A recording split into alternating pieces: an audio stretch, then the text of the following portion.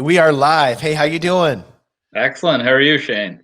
Excellent. I am joined by a good friend of mine and a colleague, Dr. Mauro Aiello. How do you say your last name? I meant to ask you that earlier. That was perfect. Okay. I wanted to make sure.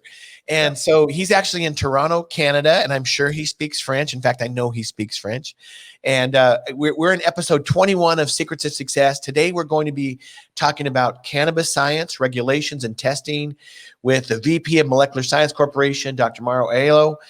And again, welcome to Secrets of Success with Dr. Shane Needham. That's me, where our theme is never be outworked. I want to talk a little bit about that theme with Mauro as well, because he's actually an entrepreneur and he's actually part of the startup of this company, Molecular Science. And we'll get into that, Science Corporation. We'll get into that. Follow me on Facebook, on Instagram, on LinkedIn. Visit my website at drsneedham.com. I also have a YouTube channel where you can see all my previous podcasts and more information. You can just Google Dr. Shane Needham and you can find all these, my YouTube channel, my Spotify, my iTunes, SoundCloud, all of our previous podcasts are on those platforms. And you can call in today. You'll see that is streaming at the bottom of the actual, the banner on this show at 877-995-2111. Now, this is a perfect example of why I started this podcast 21 episodes ago, is because we're going to be talking about science today. You know, but both Mauro and I both have PhDs where we've both been involved and still are in some respect in the pharmaceutical testing industry. So he runs a company basically that does pharmaceutical testing in cannabis. I run a pharmaceutical testing laboratory as well. And so we use analytical instruments. We've talked about those in the past, chromatography, mass spectrometry. We won't get into too much of those details, but maybe a little bit because we love that science, by the way. But this is why I started this podcast. Especially with a very important topic of cannabis. We know it's a hot topic right now. I want everybody to put their political views aside. And I want to focus on the science of this, because that's what we're going to be talking about today. Okay. And so we are bringing my podcast, we're bringing a voice of science to the global community that may not have a science background. This is a perfect example of how we can do this with the cannabis industry. So we think that the more important way, and we're finding this out, is social media can do a better job. Mauro and I have written lots of white papers. We have to do your PhD, you had to write lots of white papers, and you have to read lots of white papers, and we still do.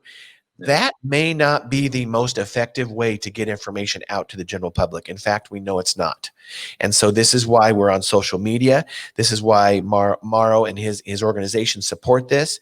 So we do that at conferences. We do it on white papers, but now we want to get this out on social media as quickly as possible and get feedback from people. So if they want to call in and you have questions, and if you want to call in and make it anonymous, I won't say your name or where you're from at all, because some of these can be, interesting discussions in a world where, in the United States anyway, federally, cannabis is illegal, but in some of the states it's legal. So we know that can present a challenge.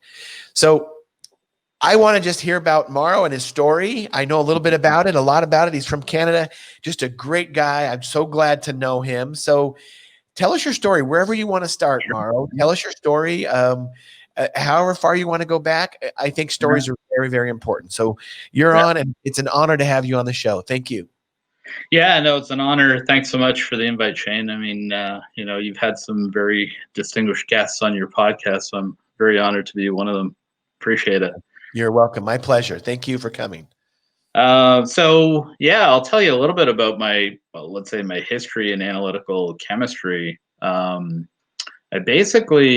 What got me into the field was, believe it or not, a summer job when I was 16, doing gas chromatography on kind of 2-liter pop bottles.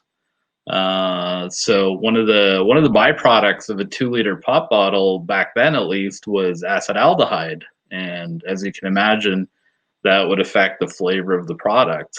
And so I actually worked at an injection molding company that had to prove the acetaldehyde level was below a certain amount in their bottles.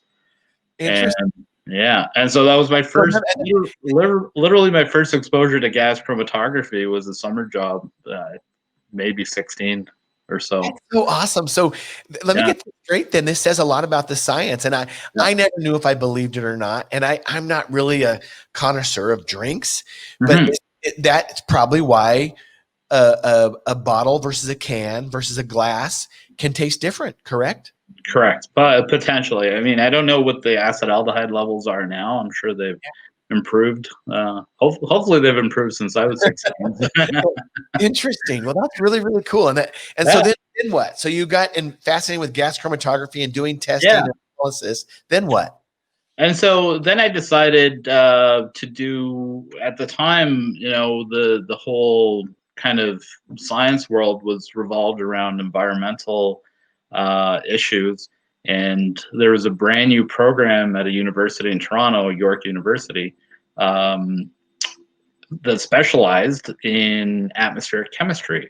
And so I decided this was the field I was going to go into, and so applied to the program. And just because of the way my timing worked out, I ended up having about 8 or 9 months between when I finished high school and when I started first year. And so I actually called up one of the professors at York University, before first year, and said, I'd really like to come and work in your lab and get experience. And, I'm not expecting any pay. And he kind of said, well, tell me about your experience. And I literally said the word gas chromatography, You're and hired. that was it. Yeah. Absolutely. Yeah. What a great story, Mauro, because you know what? I mean, it obviously took a lot of courage. It obviously took a mindset of, hey, I can do this, and network and experience to just go ask before you even started university. Yeah. You're what? So you're 18 years old or 17 or 18 at that point or something like that? Yeah, 17. Yeah. Yeah. To be able to call up and say your professor and say, hey, I'd like to work with you. And as Yeah. you know, that undergraduate research experience, I had a lot of that too, because I loved research. Right. It's so important whether you go to graduate school or So industry important. to get a job. Absolutely. So Absolutely. did you do research then for 4 years Yeah. at your university, Yeah. undergrad? And basically, not quite every year during the year. I think third year I didn't work during the year, but every summer I worked in that lab.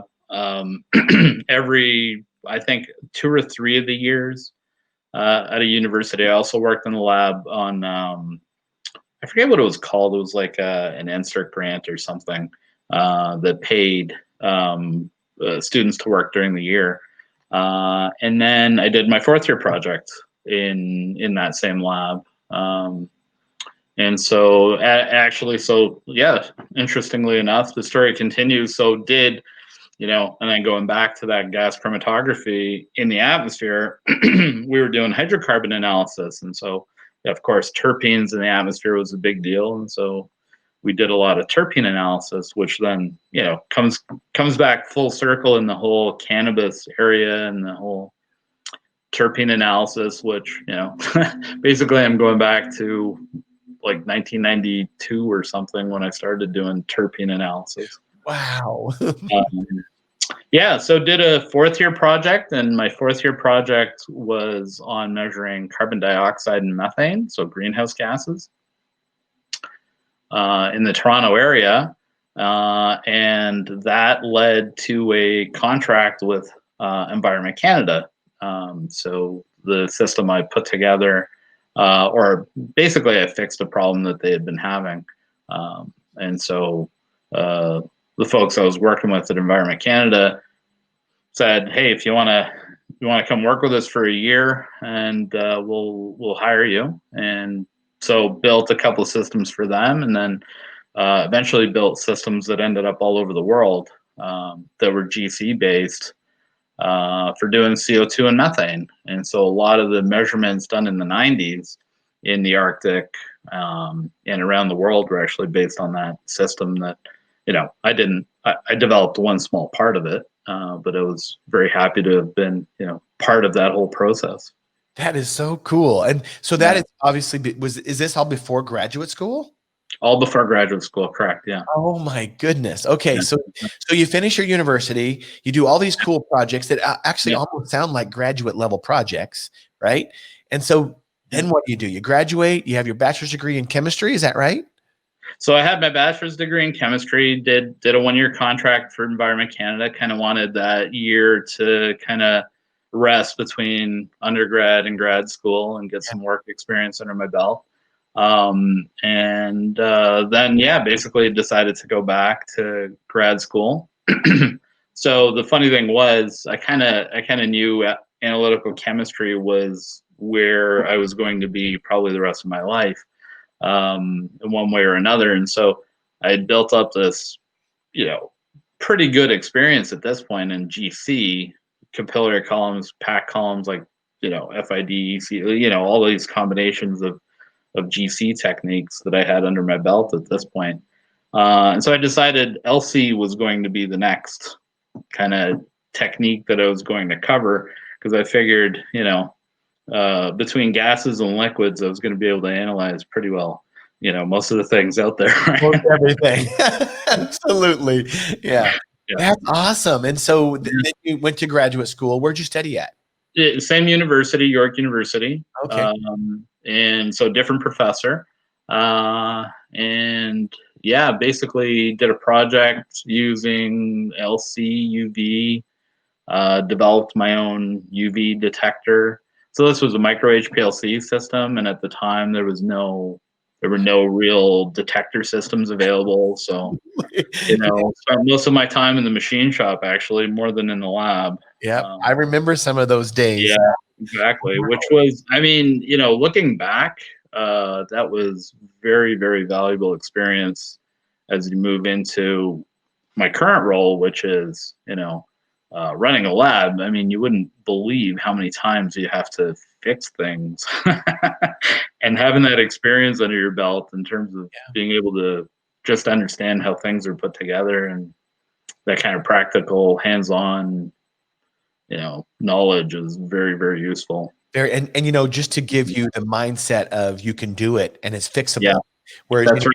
Exactly. Yeah, it's true. You look at a big instrument like, the latest LCMSs and mass spectrometers and, whatever LC equipment, and you look at it, and especially to a newbie or somebody who doesn't have the experience, they look at it and like, I can't touch that and fix it. Well, when you start breaking it down, the parts are just like plumbing. I mean, it's like, it's plumbing. You're exactly right. I've used that exact expression several times. Like, chromatography is really glorified plumbing. So if you can, it is, and the thing it is, especially when it's broken. This is what I tell my people: when it's broken, what's your risk? You're going to break it worse? I doubt it. I mean, try to fix it. Exactly. Yeah. I mean, the number of times that we, and I encourage our staff to try to fix stuff all the time. But I'm also big on. I mean, it's interesting when you see issues come up in the lab. I'm very big on understanding all of the information that you have based on the symptom of the issue before you tackle it, right? So make sure that what you're going to act on, the part you're going to try to diagnose, actually is related to the symptom you're seeing, right? So, if you've got inconsistent injection volumes, don't look at, the detector for, maybe that's not the best example, but I totally know what you're saying, though. Yeah. But again, that's just problem solving 101. And it's again, those skill sets, even from troubleshooting non-science things growing up, they're very important. Very important. So this so cool. So you get your PhD in analytical chemistry. Analytical chemistry. So did a lot of again, this one comes back full circle again. Did a lot of derivatization. So I was doing atmospheric carbonyls by a derivatization technique with UV detection. And so get my PhD, and then I actually applied for 2 jobs at a grad school. So one was at a company called Patheon, which is now part of Thermo. Oh yeah, right. And SciEx. So those were the 2 roles that I applied for. And those are both, for the listeners that don't know, those are both instrument manufacturers that make high-tech instruments like mass spectrometers. Yeah. And so Patheon now is, or back then was a CRO. It's basically just a pharma CRO. Yeah. And so got hired by Patheon fairly quickly and worked there for about a month or so, maybe 2 months, and then got a job at SciEx, and so decided that developing instruments was more in line with what I wanted to do in my career, and so made that jump, and yeah, I ended up at SciEx for about 16 years with a long and happy career there. That's awesome. Well, Yeah, congratulations. And so, and then you had this opportunity, this is about 2 years ago, I understand, yeah, to correct. go to Yeah, Molecular Science Corporation. Tell us about that yeah. company, and how you basically were a lot of the growth of the company, Mhm. an entrepreneurial. It was a startup. So tell us about that story. Sure. Yeah. So, um, one of my dreams had always been to start a lab, or at least be heavily involved in the early stage of putting a lab together and running my own lab. Um, and also being part of a startup had always been one of my kind of personal goals I had for myself. And so, as the cannabis market started to develop and it looked more and more like legalization was going to happen kind of imminently at that point, um, I felt like the combination of a lot of people growing cannabis, but very few people actually having the knowledge and ability to test cannabis, kind of created the right environment and business opportunity to make the transition out of a kind of, let's say, a stable career job and more into a higher risk but potentially more satisfying, or Sure. however you want to put it, Rewarding. more rewarding. Thank you. And more in line with what I wanted to do with the kind of the next phase of my career. And so that market opportunity, I felt like potentially once in a lifetime or once in my career was going to actually happen. And so made the transition from my corporate job into a startup, and haven't looked back since. So yeah, That's it's been great. great. Congratulations. That is just amazing. So, what were the biggest challenges getting a new lab up and running? I would say the biggest challenge in getting a new lab up and running is just the sheer number of things that have to happen simultaneously. It's not like you can really just start with one little bit and or one method and have that one method up and running. Release testing for cannabis requires 5 or 6 different tests to be working, and basically you're setting up 5 or 6 instruments, managing construction, and then managing the timelines around construction, which is always a challenge, and then having instruments set up. And so just that whole kind of project timeline from beginning to being able to start running samples is, it's a real challenge in terms of both organizationally and knowledge needed around all of the methods to be able to get them up and running in a short period of time. In fact, a lot of the early companies that started, even though they had some previous analytical testing going on in their labs, actually went into cannabis and then quickly left for various reasons. Either they had trouble getting methods up and running, or lack of business, or whatever the case was. But not everyone survived that first year of legalization in the analytical side of cannabis. Yeah. Yeah, I think as we were talking offline earlier, Mauro, is that the cannabis industry is very unique from the pharmaceutical testing lab or the CRO business or bioanalytical. And I can name some other environmental. They're all very unique. And I Mhm. think that I think probably what you're finding too is you almost have to be focused on just that, because it sounds, Correct. I Yeah. can't wait to hear about more of the methods that you guys have developed and Sure. what you Yeah. guys test for. I can't, because I know it's not only potency, it's also for terpenes and pesticides and Correct. everything. The range of that. And I'm just thinking about in my Yeah. analytical mind, the number of analytical different tools you need. Oh my word.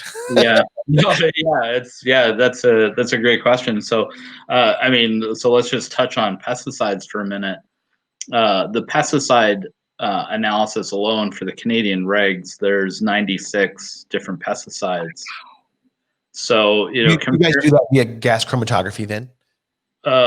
most of them are LCMS on Oh, really? Okay. 65 plus, Okay. SciEx 65 Yeah. plus, and then the rest are done on an Agilent GC triple quad. Okay. Um, Interesting. so, actually, I think it was your podcast. I think it was with Pat Bennett, where you guys were talking about complementary techniques, Oh, and yeah. yeah, and that very much resonated with where we are in the pesticide analysis. We tried for a while to get it all onto one instrument or the other, and it's very, very difficult. And if you try to do that, you're just kind of in this compromised analysis all the time. And so you're better off accepting the fact that you need both instruments. And, certain compounds work better on GC, and that's just how it is, right? How it is. You're not Yeah. going to change Yeah. science. You're not, what's interesting. Exactly. You sound like I mean, it sounds like we have something similar. I remember, in the heydays of LCMS, which you were involved in as well. Sure. Yeah. Everybody's throwing away their UV detectors, their fluorescence Correct. detectors, Yeah. their gas chromatographs, and I'm like, I don't think this makes sense. I'm not saying LCMS doesn't work for a lot of things, but Yeah. why should you put a square peg in a round hole? No, exactly. Yeah. 100%. It's crazy. I mean, Yeah. so it sounds like you guys are seeing similar things. And it's interesting to say that you see that with pesticide analysis. And so before we move on, we know the challenges of setting up a lab. I've been there. I know exactly what you're talking about. Not only managing construction, managing instruments, managing budgets, managing the people, all those kind of managing your customers, all those things. And obviously you've done a really good job, and congratulations. I think you guys are doing a fantastic job. Tell me, I don't remember, because I think it's important in this podcast, what I've learned and just throughout my networking and my career is, I love the science. I love methods. I love analytical chemistry. I feel like I'm living a dream job just like you do. I feel like it's every day a dream.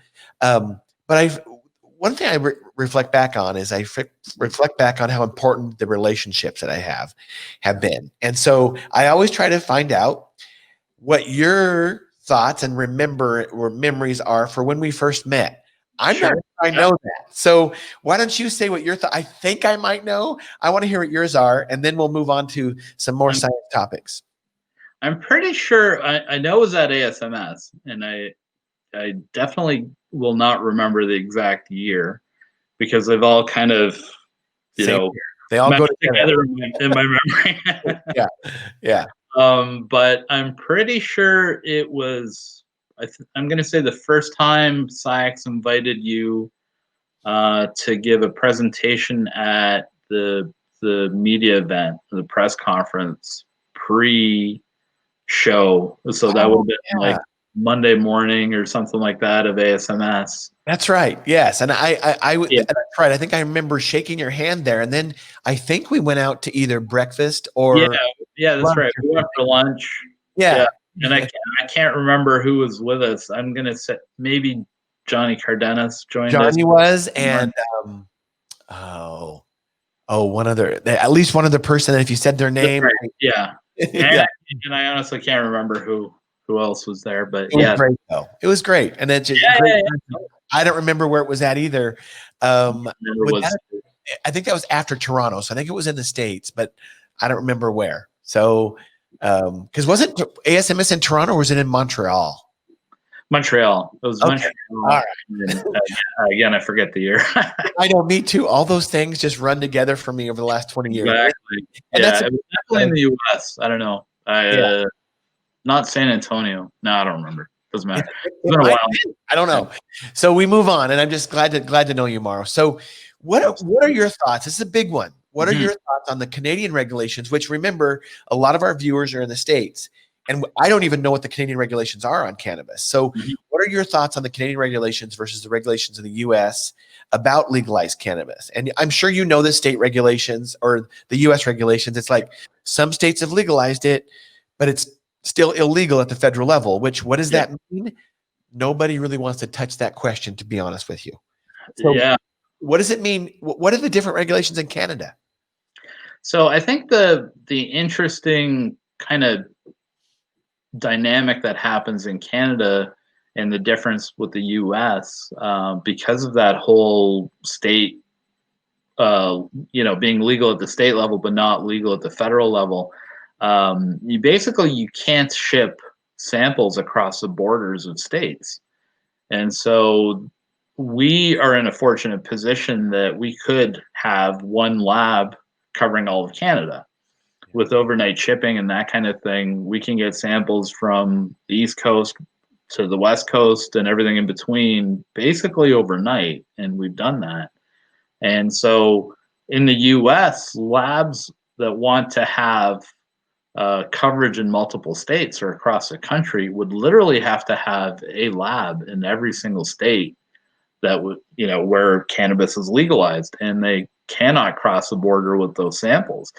And so the impact on labs in the US is, in most states, those labs are forced to be fairly small and with basically with a limited market. Unless you're in something, an area like California where the market is fairly large.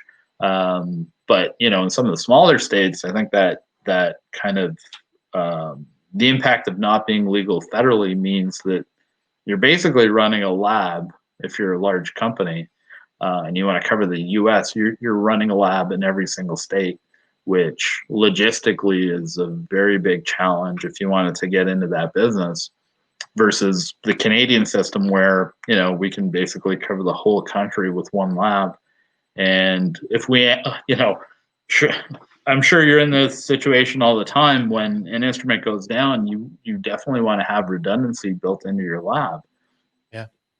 And so operationally, it becomes a challenge in the US because labs, are you really going to have two of everything in each lab if you have a limited market? And so you get into these situations where labs have to kind of cooperate together in the US to kind of cover samples for each other and that kind of thing. And we do that to a certain extent as well. We have a partner lab that we work with.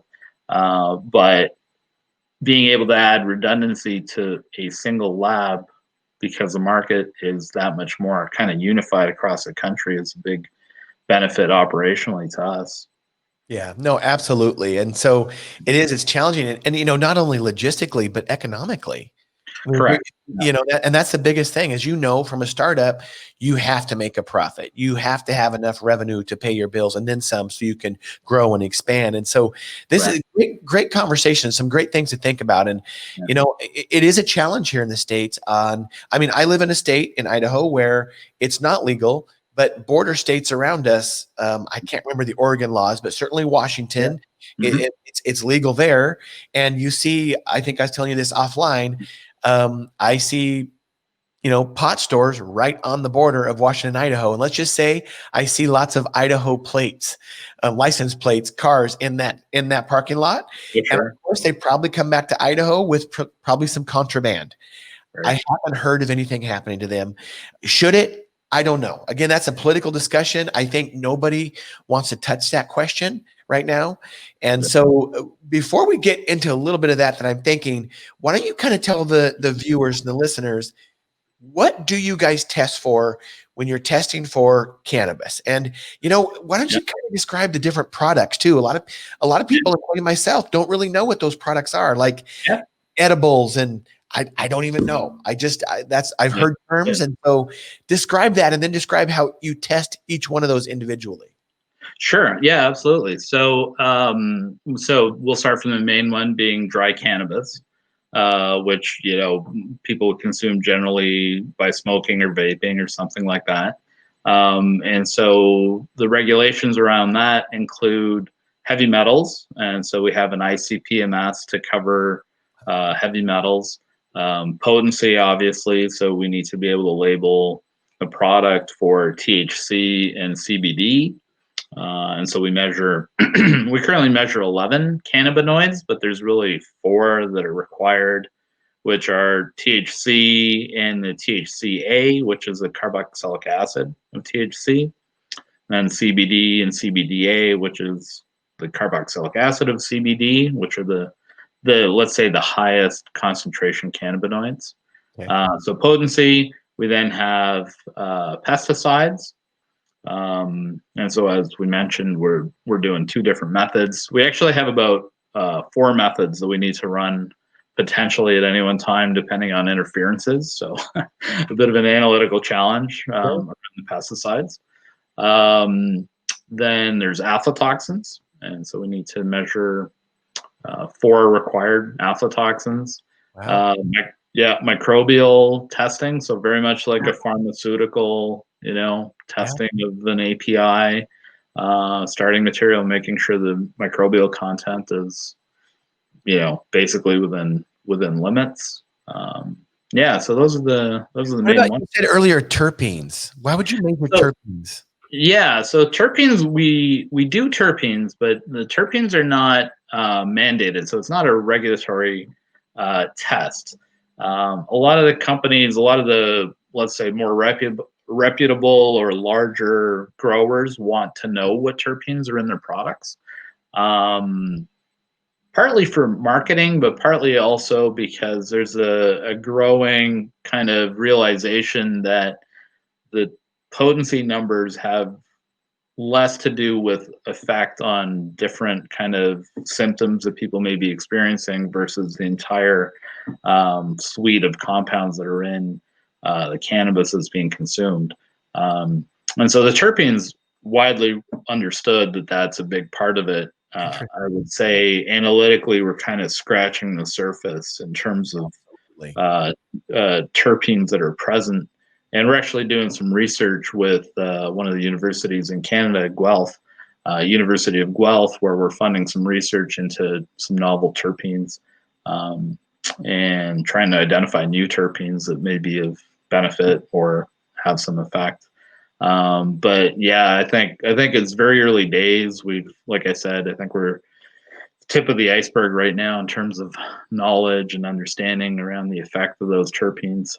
Well, this is a good segue into the next question, and I want to make a comment first of all. Sure. And as a scientist, and Mauro and I have already talked about this offline, and I don't know when this was, probably 2012 or 13 or something. And I want you to keep an open mind here, because no matter if you again try to keep politics aside and think about the health, and this is a natural product. It's actually a medicinal product that Mauro's already talking about the cannabinoids, like let's say THC and CBD. So we think those are the ones that affect things and that make you feel better or reduce your symptoms, whatever they are, right? But that's only a piece of the puzzle, because this is a plant material. There's thousands of things. And Mauro and I would both agree on this, I'm sure. We can only measure things that we know are there, and then we have the instruments to measure. There's other things that maybe 50 years from now we can measure, but we don't have the appropriate technology right now to even detect them. No. So we don't know what is there. But it was about probably 8 years ago or 7 years ago, I was at a pharmaceutical conference. I don't know if Mara was there or not, but it was basically a CPSA conference, and a very popular conference in the pharmaceutical world. And the pre-conference topic was something about cannabis. And I had no idea about cannabis. I wasn't knowledgeable about it. I'm not educated on it. Personally, never really experienced it or anything. And so, but when this person that was speaking, it was a great plenary type lecture. When this person that was speaking, and then a very well-respected person in the audience said some more comments, that cannabis has never, ever, documented anyway, killed somebody. Not once. And that when I heard that, I was like, oh my gosh, there's something to this. And then, of course, they told stories about these people that had cancer, that the only thing that would really cure their pain was cannabis. And of course, you don't have some of the negative side effects that you definitely do with hydrocodones and opioids and so on and so forth, and that being abused in a different way. And then this is probably a whole other topic, but there was this one child that had seizures, and cannabis. I want you guys to make sure you put on a hat here, a thinking cap. It doesn't mean a kid's going to be smoking a joint. I'm just going to be honest. You can deliver this in different ways with edibles and so on and so forth to make it more medically professional and agreeable to the actual patient. But there were these just anecdotal cures that I was just like, it made a light bulb go on in my head. Like, there's something to this. Yeah. There's something to this cannabis. And so I don't know where it's going in the States. This is my opinion, and Mauro and I have talked about this. I don't see it going away. There's too much anecdotal evidence to say that, hey, there's a lot of good research here. So let's segue into, and I want you to remember the app that you were talking about, Mauro, because we'll get into that. But where do you think the pharma business is heading in terms of cannabis drug development? I see. I mean, I think early days it's going to be kind of the traditional one or two component kind of pharmaceutical. But I think longer term, one of the terms that's thrown around a lot in the cannabis industry is the entourage effect, which is this kind of cocktail of compounds that's in cannabis and different cocktails and different strains, which is why people respond differently to different strains for either recreational use or medical use. But so that kind of entourage effect, I think, is going to drive the research into which components or which combination of components is really giving particular effects. And I think we're a long way off from being able to understand that if we ever get there.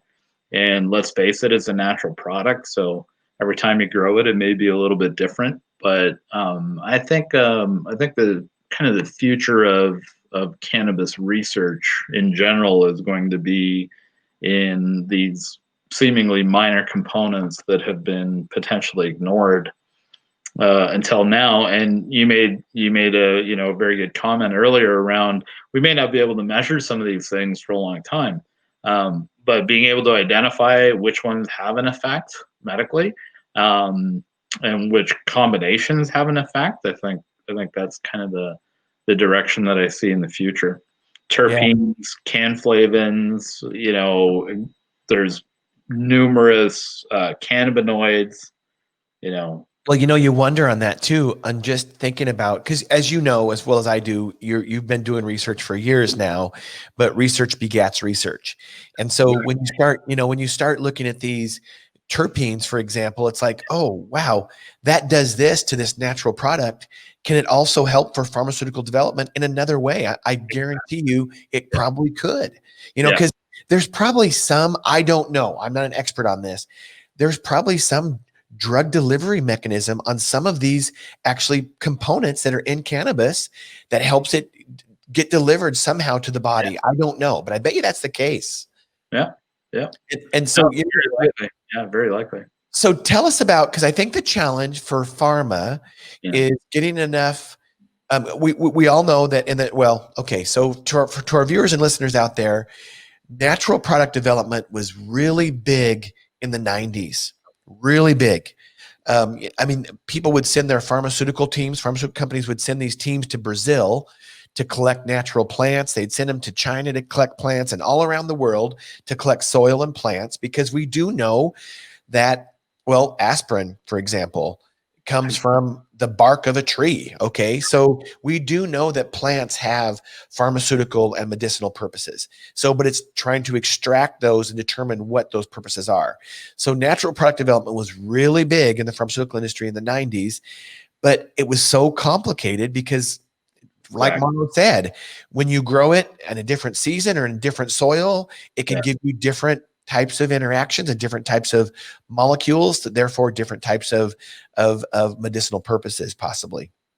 So a lot of those programs were canceled. So the challenge will be, can pharmaceutical companies resurrect that and then come up with products that are, based around, can we really study this at the FDA level? Because they'll have to go through regulations to say, hey, this is going to help a certain group of patients. And I think that's a challenge. It really, really is, Mauro. There's a lot of headwind there, economically, regulatory, politically. There's so much headwind when we already have products that help people.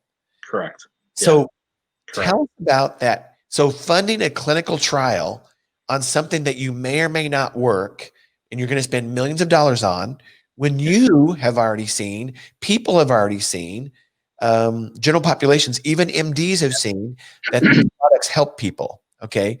So anecdotal evidence, as we were talking about earlier, leads to more and more evidence, which eventually gets to a scientific level. Talk about the app that you were telling me about offline, which I Yeah. think is incredible. So there are apps that exist now that people essentially self-report their experience when they're using a particular product. So if they have a medical issue that they're trying to alleviate pain or some symptom that they're experiencing, and they're using a cannabis product, whatever it is, could be smoking a product or a vape, or could be an oil that they're ingesting or an edible, whatever the case may be. They can then go into an app, and it's produced by some collaborators of ours called Strain Print. And so there's hundreds of thousands of people on this app that have self-reported their experience using different products. And so by vendor, not necessarily, cannabis or a strain name, but actually by the vendor. And it's a natural product. And so there's a lot of differences between same strain from different vendors for various reasons, growing conditions, whatever the case may be. And so this gives people at least a starting point in terms of what have other people experienced consuming a certain product. Have they, has their arthritis gotten better, whatever the case may be. And so they have a good starting point on what product to try for their particular symptoms. And so they can then report to everyone else. And so there's this kind of, let's say, grassroots movement towards people self-reporting on their experience on using various products, so that the collective can then kind of, help inform each other, and to try to tease apart each individual component or the exact cocktail of components that's giving you a particular effect is very, very difficult. And so we actually collaborated with Strain Print and looked at, my colleague Christian Poole actually took the lead on this project and did a great job looking at a couple of different strains that on the label are identical, same CBD and THC ratio, but reported effect of those is potentially different from people that have used it. And so yeah, so which components could potentially be, and of course, like you said, Shane, you always end up with more questions than answers when you Absolutely. But look at the that's the beauty of research, right? exactly, yeah, exactly. So we'll see if we can make a little bit more progress following that path, but it's difficult to tease apart those individual components that could or combinations that could be giving you different effects on these natural products. So that company is called Strain Print? Correct. Kind of like fingerprint, but strain print. Yeah. Okay, got it. Okay, well, we'll make sure we put that in the show notes, because I want to give them kudos and some, at least a reference, because I think that's really, really big. And I think that's the future of a lot of this type of, now that we can be so connected to each other globally, that's the future of some of this type of, if we want to call it that, research. And again, it might be anecdotal.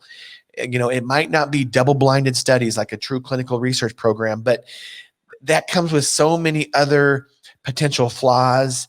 It takes time, so on and so forth, conflicts of interest, that I just love that there's somebody out there that at least has this information. And we can then, as a consumer or as a patient, can take that information and use it for what we want to use it for.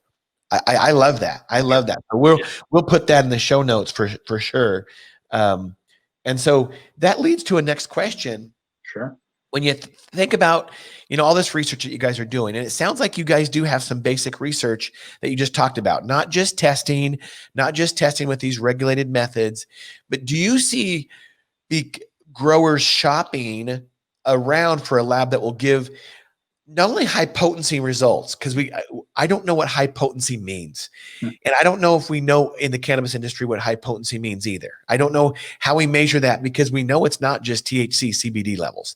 Okay, so do you see growers shopping around for a lab that will give these high potency results, or what are they looking for in a lab to say, hey, we have trust in these results, and then we can share that with our with our clients, our customers? Yeah, so there's a couple of things that can happen. So some growers actually are looking for the lab that gives them the highest number. Whether it's accurate or not is kind of irrelevant, right? Because there's a lot. Let's face it, there's a lot of dollars. It's a business, and there's a lot of dollars Absolutely. associated with it. So some growers are very, very, let's say, operate with very high integrity and want to make sure that numbers are being generated with the highest accuracy, right? Even though, of course, the incentive is there to have the highest number, but they want the most accurate number as well. And so that dynamic definitely exists, but you, especially, I would say some of the smaller growers probably care more about the biggest number, and that's really all that matters. Whether it's accurate or not is kind of irrelevant. So that does kind of happen. Our whole philosophy is we want our numbers to be as accurate as possible.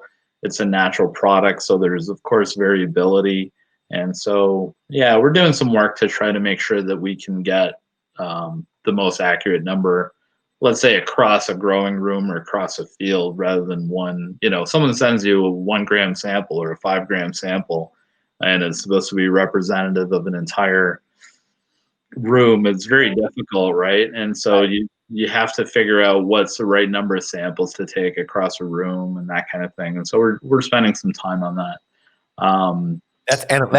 That's a quant and qualitative analysis 101, right? When you think all the way back to boxcar averaging and all that, Exactly right.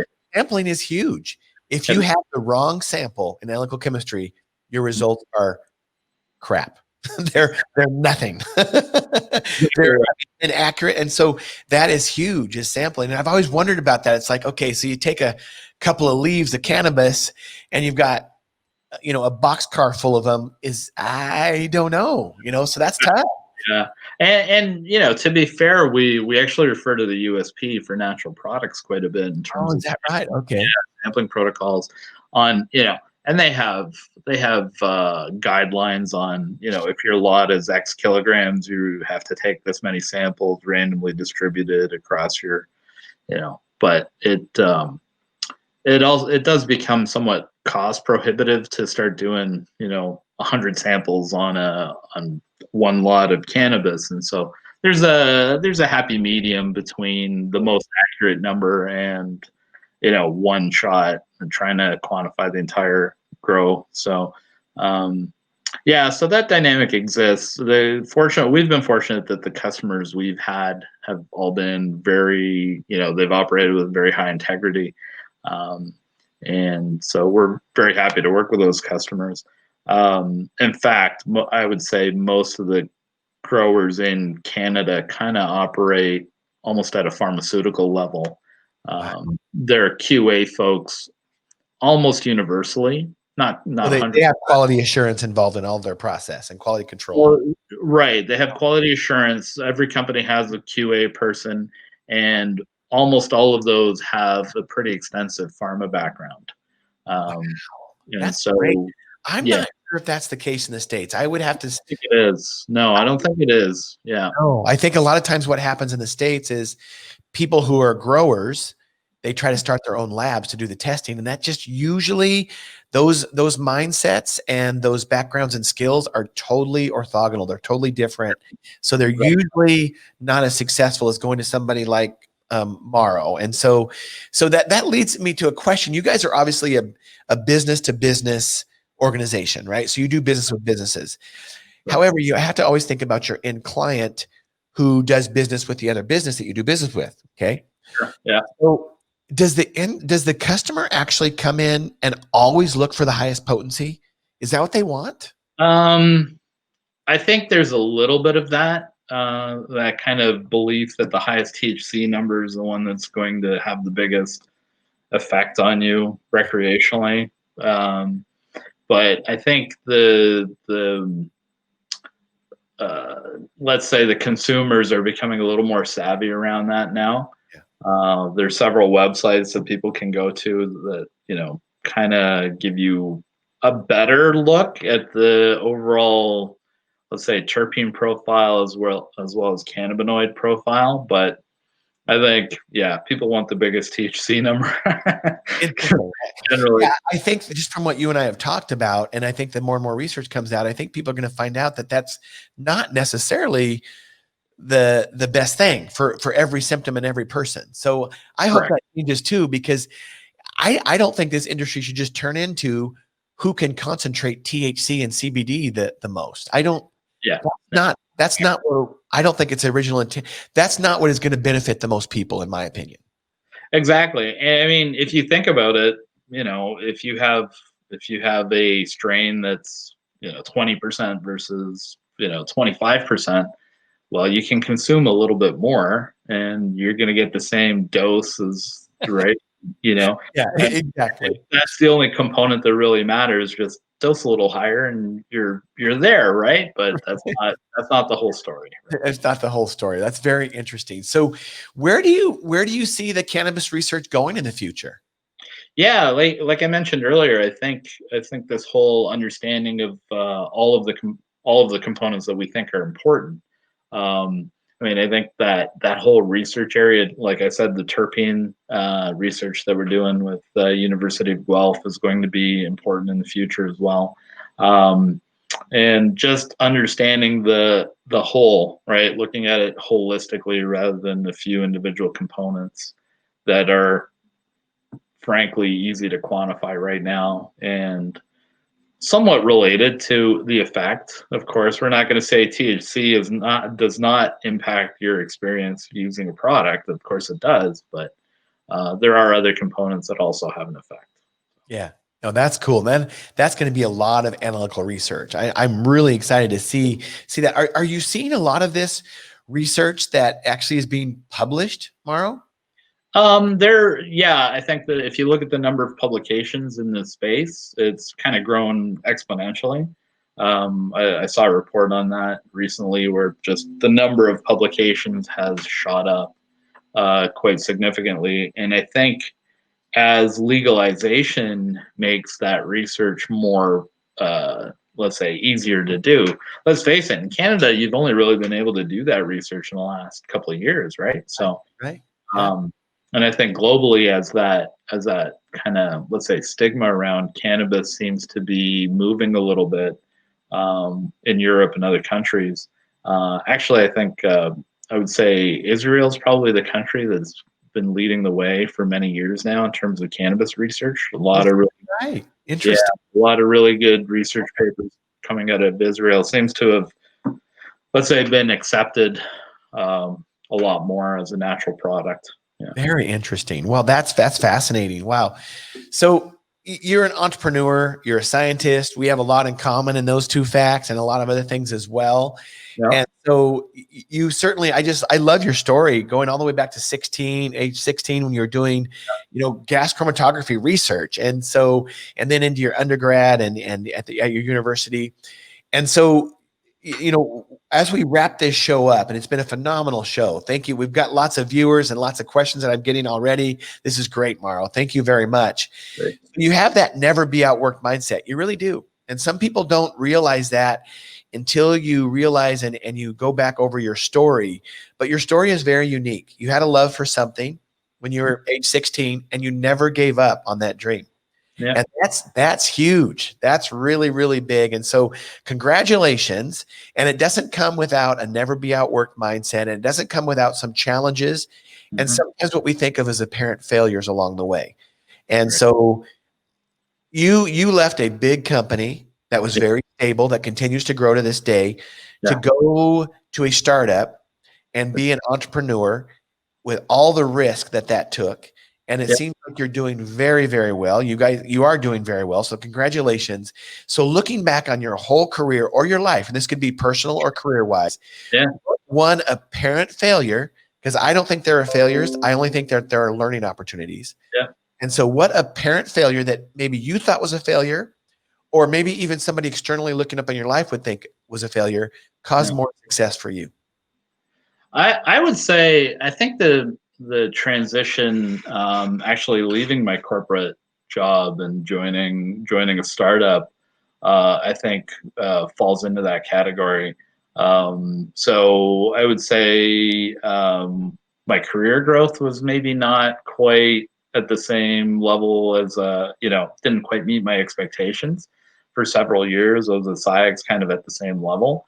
And so I'm a firm believer in the fact that all of us, everyone has talents, and those talents need to be developed in the right environment, and doing the right tasks suited to that person. And so sometimes it's not necessarily someone's performance that may not be, let's say, top notch. You may be in the wrong environment or working on the wrong task for your skill set.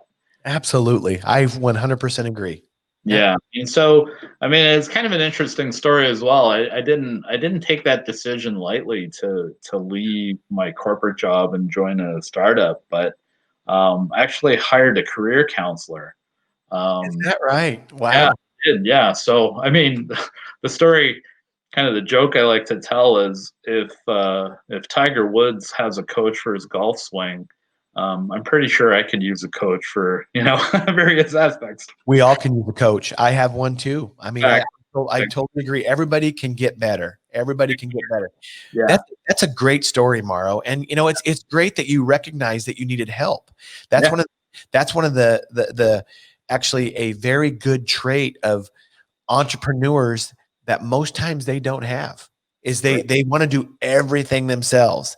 And so really good job there and asking for help. And I'm sure you're still that same way because that's your mindset.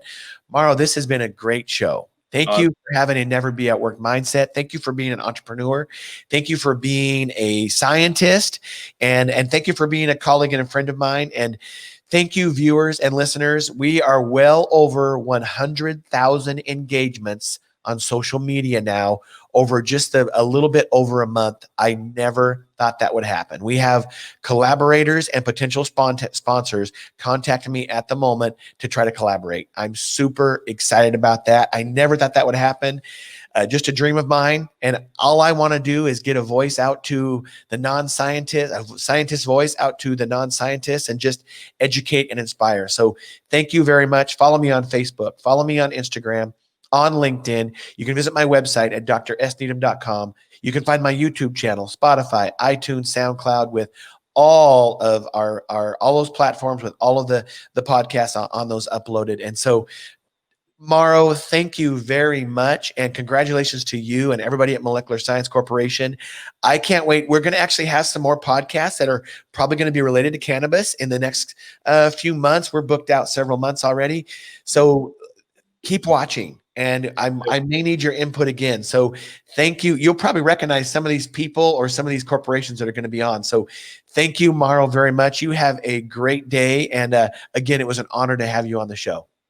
Thanks so much, Shane. Congratulations on your podcast. Hey, thank you very much. We'll be in touch. Take care.